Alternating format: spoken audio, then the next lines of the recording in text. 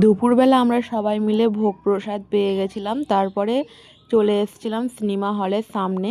এখানে ভগবানের কিছু লীলা দর্শন করানো হয়।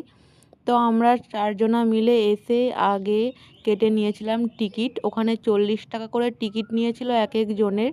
তারপরে হলের ভেতরে আমরা এসে বসে পড়লাম। হলের ভেতরটা পুরো এসি ছিল, ঠান্ডা, ভালোই লাগছিল। সবাই মিলে ওখানেই বসে বসে ভগবানের লীলা দর্শন করছিলাম। আজকে এত সুন্দর দুপুরটা কাটবে সত্যি কখনো ভাবতে পারিনি। আর লীলা দর্শন করে সত্যি মনটা যেন ভালো লাগলো। আর ভেতরের পরিবেশটা সত্যি খুব সুন্দর ছিল। ভগবানের লীলা দর্শন করতে চাইলে আপনারা অবশ্যই মায়াপুর আসলে এই সিনেমা হলের মধ্যে চলে আসবেন। 40 টাকা করে নেবে, বেশি না। তারপরে লীলা শেষ হয়ে যাওয়ার পরে আমরা সবাই একে একে বাইরের দিকে বেরিয়ে আসলাম। আর বাইরে এসে ব্যালকনি থেকে এই বাইরের দৃশ্যটা দেখলাম। দেখো কত সুন্দর ভিউ।